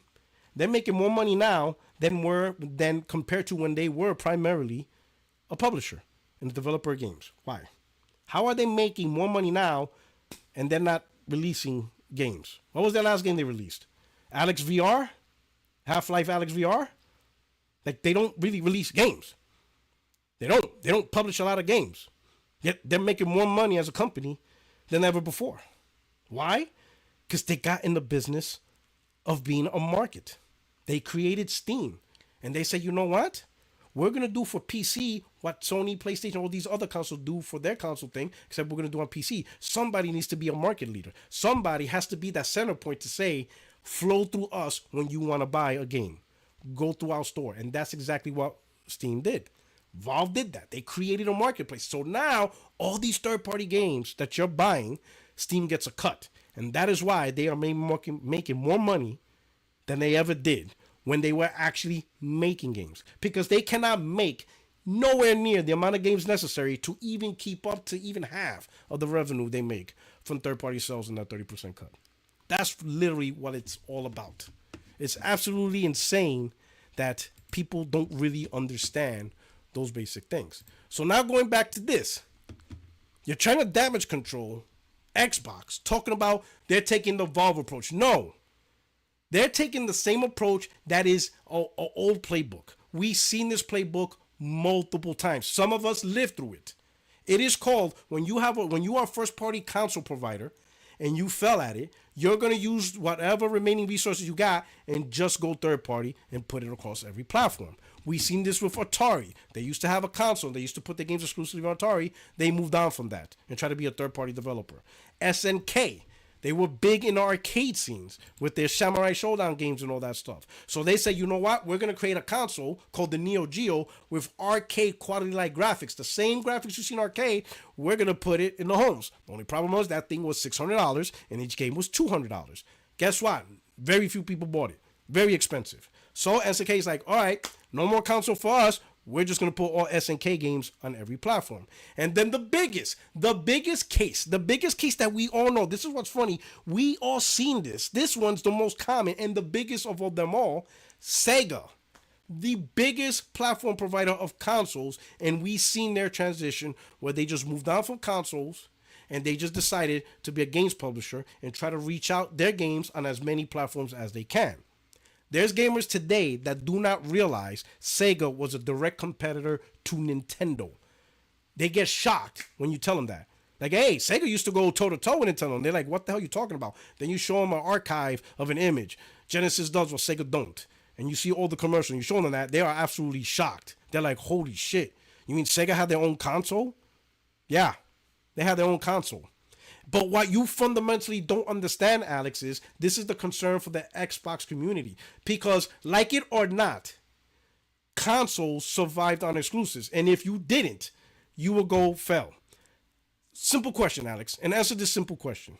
Name me a pure multi-platform console, no exclusives, yet succeeded in gaming. They don't. They obviously don't. The things you're trying to do on console doesn't apply. Like, number one, my favorite is, oh, you can compete on the hardware. How the fuck can a console compete on hardware when we don't get that many changes to hardware? The PS5 is 2020. The Xbox Series X is 2020. You're telling me in 2025, the base PS5 and the base Xbox Series X are going to still compete based on hardware? People are still going to talk about RDNA 2.0 in 2025. No one gives a fuck. All they're asking is, what games is there? And when they say, oh shit, Xbox got these games, but all those games are going to be on PlayStation, plus they have their own shit, I'm going to get a PlayStation. And this is not a new thing. This is old. Oh my God. Give me a second. Give me a second. I'm going to show you. I know I put this on Twitter a long time ago.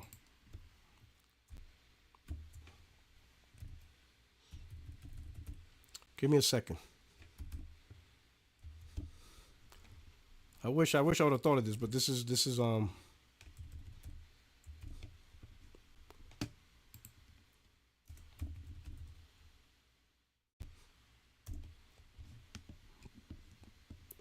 back.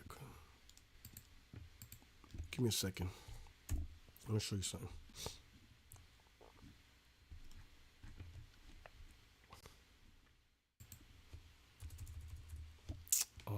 Fuck.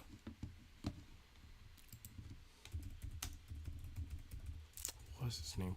Fuck, I'm having a brain fart. What was the name of the original forefathers of Xbox? Seamus Blackley. Okay. Seamus. Okay. Seamus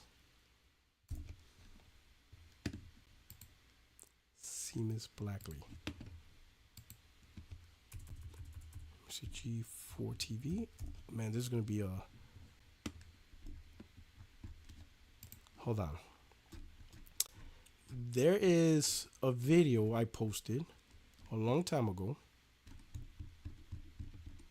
talking about Xbox. Let me see if I can find it on YouTube. It was a video where the creators talked about Xbox. And these were the fathers of Xbox.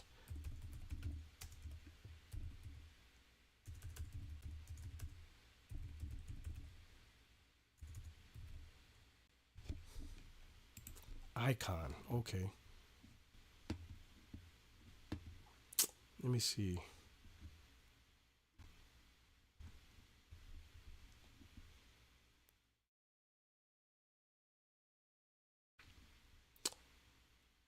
Here we go. Here we go. Let me give you. I'm gonna skip to find some parts, but if you want to see it, this is called the history of Xbox. This is the story of a group of friends.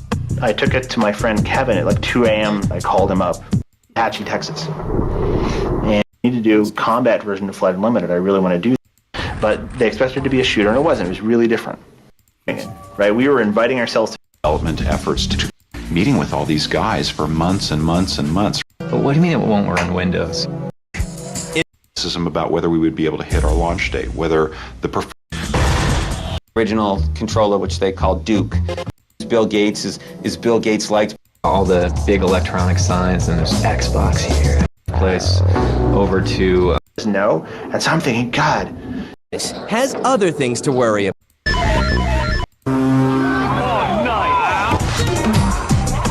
That has to be the ultimate goal, right? You know, we talked to the people in line in New York, and they were really excited about Xbox. The first Christmas, all the hardcore gamers are going to go out and they're going to buy it because they got it. It's new, it's exciting. There's a lot of press about it.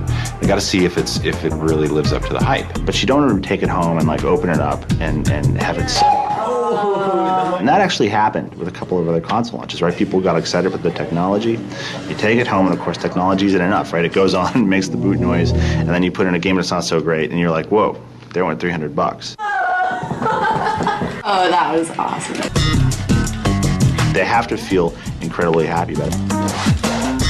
The thing sold out everywhere, and it was just, you know, a giant success. The real question on any console is how it does in subsequent years, you know, especially the second Christmas. That's really important. That's when, to some extent, the real battle happens. Because everybody has a lot of units out there, a lot of consoles, and the generation of games that come out into that installed base appear. So what happens in the later years is really kind of dependent on the quality of the games. That is something that's, you know, just a very magical and very difficult thing to predict in advance. And then it's a real creative contest, right? Then it's not about the specs of the hardware. It's not about how cool your TV campaign is. You know, it's not about any of those things. It's about which games you have. And then it's a real creative. And then it's a real creative. We need louder for the people in the back. And it's the one dude named Alex. He's by himself. So he needs to hear it. Can you say it again, please? Can you tell him? This is the guy who created Xbox. Can you let him know? He's back there. The party's up front, but he's back there. I don't know what he's doing. But can you repeat that, please? And a very difficult thing to predict in advance. And then it's a real creative contest, right? Then it's not about the specs of the hardware. It's not about how cool your TV campaign is. You know, it's not about any of those things. It's about which games you have and are your fans happy or not. So I would argue the real worker is then. If you got a great game and it's only available on Xbox and it's the thing that everybody's excited about, then they're going to go out and buy Xboxes. Wait, what? What? Whoa. Pony! He's a pony! He's a PlayStation fanboy! The creator of Xbox, the guys who built the console, they're ponies. Bunch of ponies, fraudulent ponies. You guys are ponies. Hoof clicking. That sounds like hoof clicking. I don't know. That sounds like hoof clicking. What do you guys think? They hoof clicking? Stupid pony. Stupid pony. The creators of Xbox are a bunch of ponies. PlayStation fanboys. Still fighting the console war. Bunch of ponies. If you got a great game and it's only available on Xbox and it's the thing that everybody's excited about, then they're going to go out and buy Xboxes. Ponies. Bunch of ponies. Microsoft's development. What do ponies know? What do ponies know? The reality is consoles can never compete on the hardware front because unless they take the iPhone approach and every year create a new console. Now you just screwed up the optimizations of games. That's right. You guys get pissed off over the PlayStation 5 Pro. You guys, and that's just one mid-range reference after 4 years. And you guys are mad at that. So explain to me how PS5 and Xbox Series X will compete in 2025 without exclusive title. What's the sales pitch? Oh, we got full RDNA VRS mesh shaders. We're still gonna use that? 5 years later, we're going to talk about old 2020 hardware. Really? Fucking morons, bro. And here's the crazy part, right? That's only a Microsoft decision they're going that route. Sony is still going to push exclusive. Oh, but my PC, that doesn't help Xbox console gamers. Again, think of the perspective of the Xbox console gamer. Nothing you can say on PC applies to them. It doesn't help them at all. So if consumers start saying, hey, Xbox games are on PlayStation, but PlayStation's not putting games on console, PC doesn't change that. You ain't gonna go in, hey, wait, just to let you know, PC gets it all. They're gonna look at you like, who the fuck is you? We're in the console section, bro. We're not by the Geek Squad. Shut the fuck up. No one's talking to you. Buy my Starforge, here's the link. Shut the fuck up. No one's talking to you, bro. Who is you? And why is your shirt off? Put a fucking shirt on. It's 19 degrees outside. Get the fuck out of here. Nobody listening to you, bro. The console gamers are going to look at console products. And you think, unless it's Game Pass, which is the only reason to buy an Xbox console, if that's not their main thing, they want to know, hey, which is the one with the games, it's PlayStation automatically. And that's what the Xbox console gamers are wondering. Because they foresee, because we see it all the time, they foresee that console's going to go away. Sure, Phil Spencer's like, hey, we're about the console. He's going to have a tough time. He's going to have to try to create a new console and strategize it to make it relevant. I don't know what his strategy is going to be. I don't know what his strategy is going to be. Because hardware is never the strategy. Hardware is never a strategy, and we already know Game Pass can only do so much. With now, this is going to trickle down. See, this is the hardcore community talking about this. This is going to trickle down to the casuals, and that's when everything's going to be fucked up. Once the casuals starts knowing, the dudes that don't watch YouTube, they're not in this. Once you walk in, you go to his cousin's house, and they be like, hey, Alex, yeah, I heard, is it true Xbox games going to PlayStation? That's when you know shit is fucked up. When your titi tells you, mira, Alex, mira, los juegos de Xbox, eso juego para PlayStation. When your aunt knows Xbox going to PlayStation, that's when shit will hit the fan. Because every time they see that console, they're not even going to give the box a chance. They're not even going to give that product a chance. They're not going to look at specs. They don't care if it's Steam. They're not going to care about nothing. Because the moment they see it, they're going to be like, all those games are on PlayStation. They're just going to go straight to the PlayStation now. They're not going to grab it and try to see which one has full RDNA 7. That's not a thing. They're going to look at it and just move on. Because the word is out. Those games are there, so I'm going to go there. And that's what the Xbox gamers are concerned about. There's no hardware. There is no, but look at the ecosystem. If you buy an Xbox, you can play on a handheld, you can play on PC, you can play on tablet. Ain't nobody trying to think of all that shit. So to enjoy Xbox console, you got to buy 4 or 5 other devices? You got to buy a $700 handheld, a $1,500 PC, or $800 tablet? Ain't nobody trying to do all that shit. Ain't nobody. Most gamers ain't in that shit. That's like the hardcore niche group gamers. Majority, they just want to buy that box, put it on their TV, and play. That's it. With little trouble, little effort, nothing to really cling on to. And once that casuals go in and they be like, oh shit, Xbox games are on PlayStation. PlayStation games are on Xbox. They're just gonna grab a PlayStation. And Alex gonna jump in. PC! And everybody's in the store going to be like, who the fuck is this guy? Like, who the fuck is you? Down bad, my brothers. Down bad. Y'all should listen to us. But nope. Nobody wants to listen to us.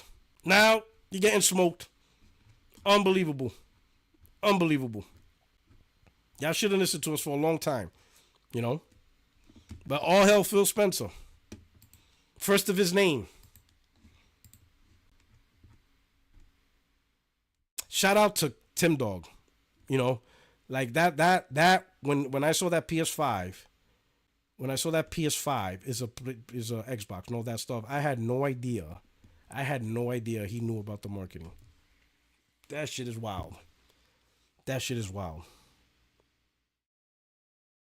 Shout out to Donnell Brown. Come on home. Dodgers will welcome you open arms. Man, if you don't shut up, you know what I'm saying? Shut your mouth.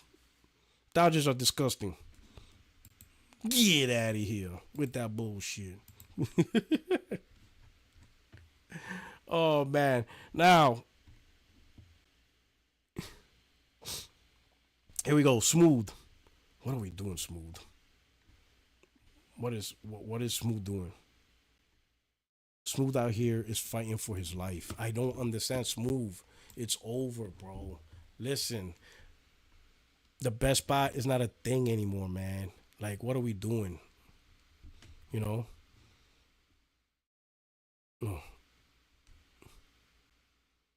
Oh my God. Look at this guy.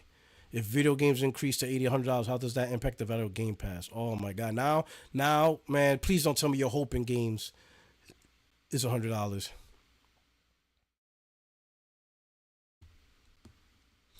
You're missing the point. What I'm saying. How is PlayStation getting a better version of the game if the game can be played at settings that far exceeds what PS5 Pro can do today? It's simple. The people who have Xbox Series X, PC settings doesn't mean anything to them because they're stuck with the Series X. Starfield. Oh, shout out to Detective Seeds. He says Starfield, PS4 Pro Enhanced, which is true. Bruh, you can experience it today. 4K Ultra settings at 120 FPS enhanced for PC or play dynamic 4K 100 FPS on Xbox Series X. PS5 Pro enhancements will not deliver anything that isn't present in game today. This guy's crying. He doesn't want anybody to play that game on PlayStation. That shit's wild, bro. He says PlayStation fanboys are dangerously remedial. Smooth, bro. Let it go. If you prefer Xbox, you have Stockholm Syndrome or you're broke. If you prefer streaming over traditional cable, you're likely remedial and you're broke. If you prefer to buy iPhone with installments, you suffer from drug abuse and you're broke. Man, Smooth is out here fighting. He's fighting. Phil Spencer confirms his support for Xbox as third-party publisher. Oh, man, Smooth, man. It's dark times for your ass. Dark times for your ass. This is crazy. This is wild. Let's enjoy this one more time. Oh, hell,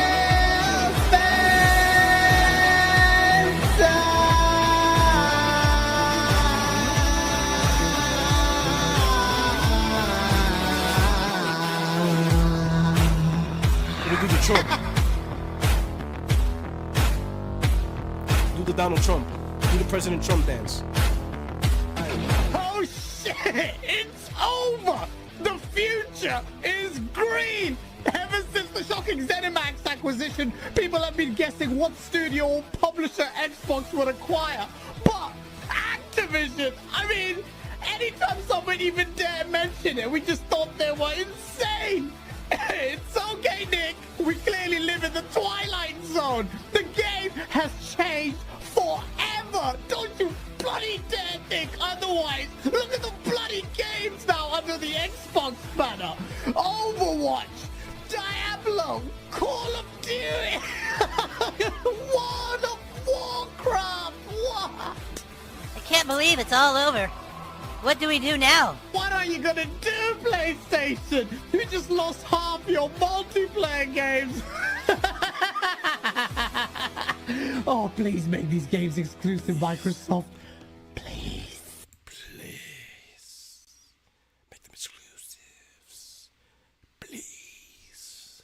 Don't force me to pay $3,000 for $50.90. Please.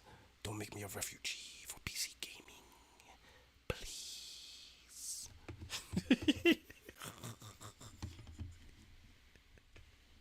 Please. Don't make me spend 2,500 quid on a 5090.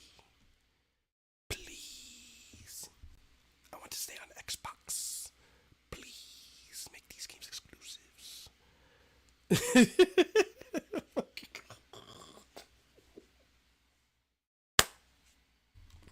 Hey, yo, I can't. Oh, man. Oh, my God. This is fucking hilarious, bro. Oh, man. This is hilarious. Well, you know what? Anyway, I think we're going to make it done right here. We're going to wrap this up. Thank you so much for rocking out. Hope you enjoy the quick live I did. Stay tuned for another video. I'm going to try again. I'm going to push out that video breaking down Game Industry 2024. Unless something crazy happens between now and tomorrow or Monday. Oh my God. But, shout out to the 449. Hit the like button. Thank you so much. I'll check you guys out. You guys take care. All right. You guys enjoy your weekend. Peace.